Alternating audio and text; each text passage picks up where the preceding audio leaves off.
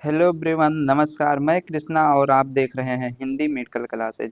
तो आज हम आपको सॉल्व कराने वाले हैं diploma in blood transfusion technician का क्वेश्चन पेपर, जो कि UP state medical faculty exam के लिए वेरी मोस्ट इम्पॉर्टेंट है। ठीक है, तो बने रहिए वीडियो के लास्ट तक, क्योंकि काफ़ी क्वेश्चन यहाँ से पूछे जा सकते हैं।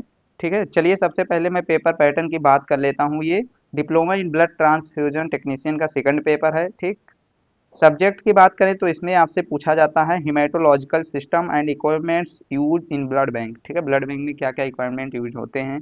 टाइमिंग आपका 3 घंटे।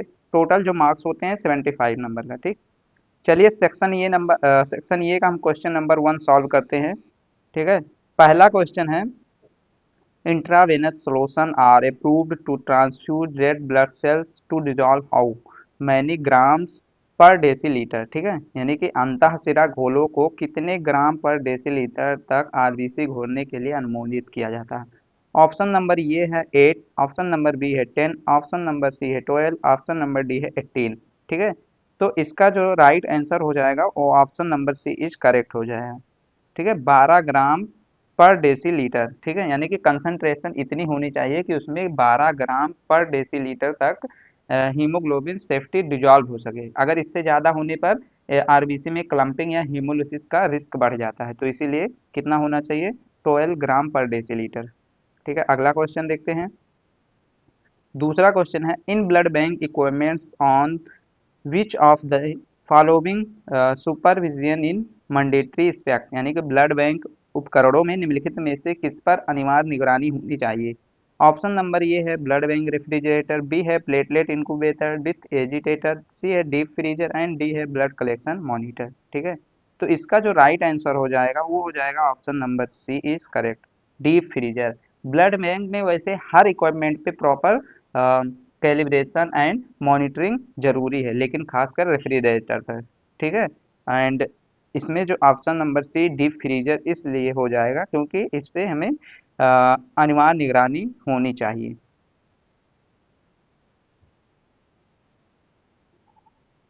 अगला क्वेश्चन देखते हैं। तीसरा नंबर क्वेश्चन है एंटी सिरा ए, anti sera B and anti sera D R of which colour respectively, यानी कि एंटी सिरा ए बी और डी क्रमशः किस रंग के होते हैं। तो ये क्या हो जाएगा, आपका एंटी सिरा जो ये होता है वो ब्लू कलर का होता है। ठीक है, एंटी सिरा बी जो होता है वो येलो कलर का होता है, और एंटी सिरा जो डी होता है वो ट्रांसपेरेंट होता है। तो ये देखना है हमें कि कहाँ पे है, ऑप्शन नंबर सी। यहाँ पे देखिए option number C is correct हो जाएगा। ठीक है, option number C is correct हो जाएगा क्योंकि आप anti sera A blue, anti sera B yellow colour and anti sera D transparent होता है। ठीक है, तो ये वाला आंसर करेक्ट हो जाएगा। चौथा क्वेश्चन है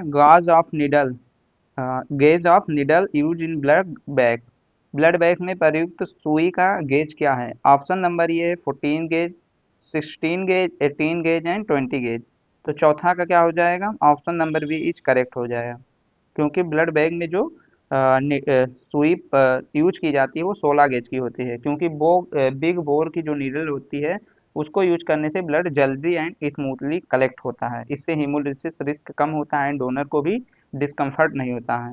ठीक, अगला क्वेश्चन क्या है, पांचवा क्वेश्चन है काज ऑफ पॉलीसाइथेमिया, पॉलीसाइथेमिया का कारण क्या है। ऑप्शन नंबर ये है आइडियोपैथिक, बी है मलेरिया, सी है कैंसर एंड डी है जेनेटिक। ठीक है, पांचवा का ऑप्शन नंबर ये इज करेक्ट हो जाएगा, आइडियोपैथिक, जो क्या करता है इंक्रीज इन आरबीसी काउंट, जिसे हम लोग आइडियोपैथिक बोलते हैं। ठीक, अब हम आते हैं सेक्शन बी का पहला क्वेश्चन देखते हैं, ट्रू फॉल्स क्वेश्चन आपसे पूछा जाएगा। पहला क्वेश्चन क्या है, mail can donate blood after every 4 month, ये क्या हो जाएगा आपका, ट्रू हो जाएगा। यानी कि पुरुष प्रत्येक 4 माह बाद रक्तदान कर सकते हैं, जी हाँ बिल्कुल कर सकते हैं। ठीक है, मेल 3 से 4 मंथ में कर सकते हैं और फीमेल 4 to 6 मंथ में। ठीक, तो ये आपको पता होना चाहिए।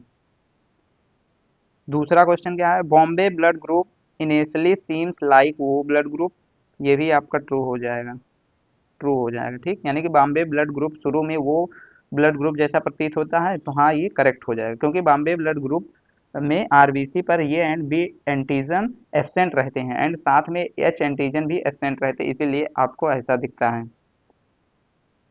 तीसरा क्या है, reconstitute blood in use for exchange transfusion, यानी कि पुनर्गठित रक्त एक्सचेंज ट्रांसफ्यूजन में प्रयुक्त होता है। तो ये क्या हो जाएगा, ट्रू हो जाएगा, ये भी आपका ट्रू हो जाएगा। ठीक, अगला देखते हैं।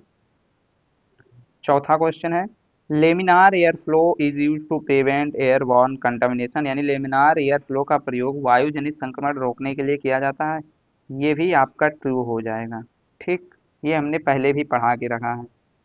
पांचवा क्वेश्चन क्या है, R O P is more effective than S O P, R O P effective है एस ओ पी से, मतलब कि R O P S O P से अधिक प्रभावी है या नहीं, ये आपका फाल्स हो जाएगा। ठीक, अब हम आते हैं filling the blank, section C में आपसे fill in the blanks question पूछा जाएगा। एसीडी स्टैंड फॉर, एसीडी का फुल फॉर्म पूछा है, तो ये आप नोट कर लीजिए। एसीडी का फुल फॉर्म होता है एसिड सिट्रेट डेक्सट्रोज, क्या हो जाएगा, एसिड सिट्रेट डेक्सट्रोज, ये आपका एसीडी का फुल फॉर्म हो जाएगा। ठीक है, दूसरा क्वेश्चन देखते हैं सेक्शन सी का, self life of single donor platelet, single donor platelet की लाइफ कितनी होती है, 5 डेज, ये नोट कर लीजिएगा, 5 days at 22 degree Celsius with continuous agitator पे। ठीक है, तीसरा क्वेश्चन क्या है, commonest blood donor reaction is, common blood donor reaction क्या होता है, वैसोवेजल रिएक्शन। ठीक है, क्या हो जाएगा, वैसोवेजल रिएक्शन, ये आपका हो जाए, डोनर में सबसे ज्यादा होता है वैसोवेजल रिएक्शन। ठीक है, एसओपी स्टैंड फॉर, ठीक है, एसओपी का पूरा नाम क्या है, स्टैंडर्ड ऑपरेशन प्रोसीजर। ठीक, स्टैंडर्ड ऑपरेशन प्रोसीजर, ये एसओपी का पूरा नाम है। ठीक है, लास्ट क्वेश्चन क्या है सेक्शन सी का, एलाइजा स्टैंड फॉर, एलाइजा का पूरा नाम क्या है, मोस्ट इंपॉर्टेंट है, एंजाइम लिंक्ड इम्यून सॉर्वेंट, इम्यून सॉर्वेंट एसे। ठीक है, एंजाइम लिंक्ड इम्यून सॉर्वेंट एसे। ठीक है, एलाइजा का यूज कहाँ कहाँ किया जाता है, एचआईवी टेस्ट, ठीक है, हेपेटाइटिस के लिए, इन सब के लिए एलाइजा का टेस्ट किया जाता है। अब हम आते हैं सेक्शन डी में, जिसमें आपसे शॉर्ट टाइप क्वेश्चन आंसर पूछे जाएंगे। ठीक है, सेक्शन डी का पहला क्वेश्चन क्या है, टोटल 6 क्वेश्चन रहेंगे, 4 ही क्वेश्चन करने होते हैं, प्रत्येक क्वेश्चन आपका 5 नंबर का होता है। पहला क्वेश्चन क्या पूछा गया है, पहला क्वेश्चन है बेसिक पैथोलॉजी ऑफ पॉलीसाइथेमिया।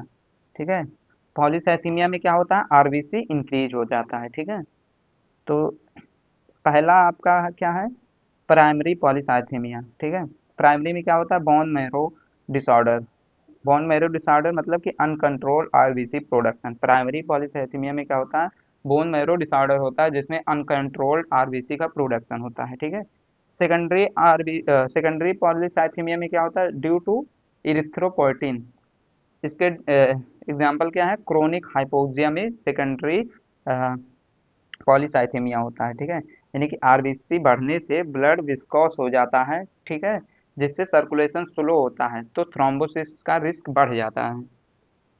दूसरा मोस्ट इंपॉर्टेंट क्वेश्चन है बेसिक लाइफ सपोर्ट। ठीक है, सभी डिप्लोमा के लिए इंपॉर्टेंट है बेसिक लाइफ सपोर्ट। ठीक, यानी कि इसका मेथड बताएं तो सी ए बी मेथड, सी से सर्कुलेशन, ये से एयरवे, बी से ब्रीदिंग। सर्कुलेशन में चेस्ट कंप्रेसर, एयरवे में ओपन एयरवे, ठीक, ब्रीदिंग में रिस्कस ब्रीथ्स। तो ये पढ़ लीजिएगा, बेसिक लाइफ सपोर्ट का वीडियो भी अपलोड है। मैं आपको दिखा दे रहा हूँ कैसे कैसे क्वेश्चन पूछे जा सकते हैं। ल्यूकोसाइटोसिस, यानी कि डब्ल्यूबीसी की जो नॉर्मल रेंज होती है वो 4000 से 11000 पर माइक्रोलीटर होती है। ठीक, अगर ये बढ़ा हुआ है तो मतलब इन्फेक्शन है या कोई इन्फ्लामेशन या ल्यूकोमिया जैसे डिजीज हैं। अगर न्यूट्रोफिलिया है तो बैक्टीरियल इन्फेक्शन, लिम्फोसाइटोसिस है तो वायरल इन्फेक्शन, स्नोफिलिया है तो एलर्जिक या पैरासाइट इन्फेक्शन हो सकता है। सिम्टम्स इसके क्या है, फीवर होगा, अदर पेन वगैरह भी हो सकता है। चौथा क्वेश्चन है सेंट्रीफ्यूज मशीन, सेंट्रीफ्यूज मशीन के बारे में हमने पहले इंस्ट्रूमेंट का वीडियो डाला है, वहां से जाके देख लीजिएगा। मोस्ट इंपॉर्टेंट क्वेश्चन है in list name of correlation factors के नाम लिखने हैं। ठीक, तो फैक्टर वन आपका, फैक्टर वन क्या है, फाइब्रिनोजिन।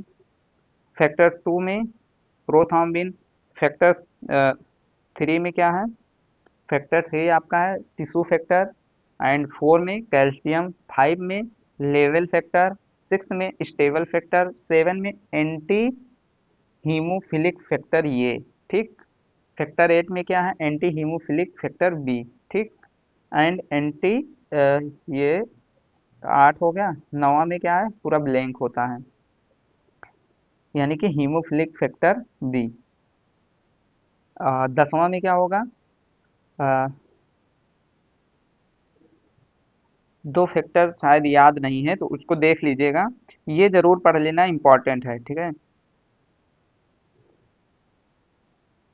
लास्ट वाले दो याद नहीं आने। छठा क्वेश्चन क्या पूछा गया, hand hygiene and method of hand, very most important है, इसकी वीडियो अपलोड है, वहां से जाके देख लीजिएगा। लॉन्ग टाइप क्वेश्चन आंसर में क्या पूछा जाएगा आपसे, टोटल 6 क्वेश्चन होंगे, 4 ही क्वेश्चन करने हैं, प्रत्येक क्वेश्चन 10 नंबर का होगा। हम पहले ही बता दिए हैं, बार बार हम जब भी पेपर सॉल्व कराते हैं तो आपको बता देते हैं कितने क्वेश्चन पूछे जाएंगे, कितना करना है, कितने नंबर का है, तो ये याद रखिएगा। पहला क्वेश्चन है, define anaemia, describe it's pathogenesis, clinical feature, management and treatment. Anaemia का वीडियो पूरा अच्छे से मैंने पढ़ा के रखा है, वहां से जाके देख लीजिएगा, जरूर इंपॉर्टेंट है। ठीक, अगला क्या है, describe basic pathology of bleeding and coagulation disorder, जैसे कि प्लेटलेट डिसऑर्डर। इसमें क्या होता है, थ्रोम्बोसाइटोपिनिया जिसे हम लोग बोलते हैं। ठीक, क्लॉटिंग फैक्टर डिफिशियंसी में क्या होता है, हीमोफीलिया होता है, जिसमें क्लॉटिंग फैक्टर 8 एंड 90 की कमी हो जाती है। कंबाइंड डिजीज जैसे कि लीवर डिजीज हो गया, तो ये कोगुलेशन फैक्टर है। तीसरा क्वेश्चन है, डिस्क्राइब ये ABO and Rh blood group system in detail. हाँ, तो इसमें क्या है कि जो आपका ये होता है एंटीजन, जो ये एंटीजन होता है, तो इसमें क्या एंटी बी एंटीबॉडी होती है। ठीक है, जो बी एंटीजन होता है उसमें बी एंटीबॉडी, ये भी यानी कि बोथ होता है तो कोई एंटीबॉडी नहीं होती, वो नो एंटीजन बोथ एंटीबॉडी इसमें प्रेजेंट होता है। इसको ध्यान से पढ़ लीजिएगा, इनसे कंफ्यूजन बहुत रहती है, याद रखना। अगला क्वेश्चन क्या पूछा जा सकता है, right in detail about plasma composition and plasma protein, ये भी इंपॉर्टेंट है। ठीक है, वीडियो जाके देख लीजिएगा, पढ़ा के रखे हैं। पांचवा क्वेश्चन है, define leukaemia, describe it's pathology, clinical feature, management and treatment. Leukaemia ये भी मोस्ट इंपॉर्टेंट है, इसको पढ़ लीजिएगा। छठा क्वेश्चन है, छठा क्वेश्चन क्या पूछ रहा है आपसे, describe anticoagulants and preservative related to blood collection and storage use in blood center in detail. ठीक है, कौन कौन से एंटीकोगुलेंट्स ब्लड बैंक में यूज होते हैं, जैसे कि आपका एसीडी हो गया, एसिड सिस्टेट डेक्सट्रोज। सीपीडी हो गया, सिट्रेट फॉस्फेट डेक्सट्रोज। सीपीडीए हो गया, सिट्रेट फॉस्फेट डेक्सट्रोज। ठीक, तो ये इतना आपको इम्पोर्टेंट जितना हम बताए हैं आपको तैयार करके जाना है पेपर में। ठीक है, बाकी कोई भी डाउट होते है, कोई भी टॉपिक अगर समझ में नहीं आता है तो वीडियो में कमेंट जरूर करिएगा, उसको मैं दोबारा से पढ़ा दूंगा। टाइम बहुत कम है, शॉर्टली आपको बता दूंगा। ठीक है, बाकी का वीडियो अपलोड है, वहां से पढ़ लीजिएगा। सभी को ऑल द बेस्ट, मिलते हैं अगले वीडियो में, तब तक के लिए बाय बाय, टेक केयर।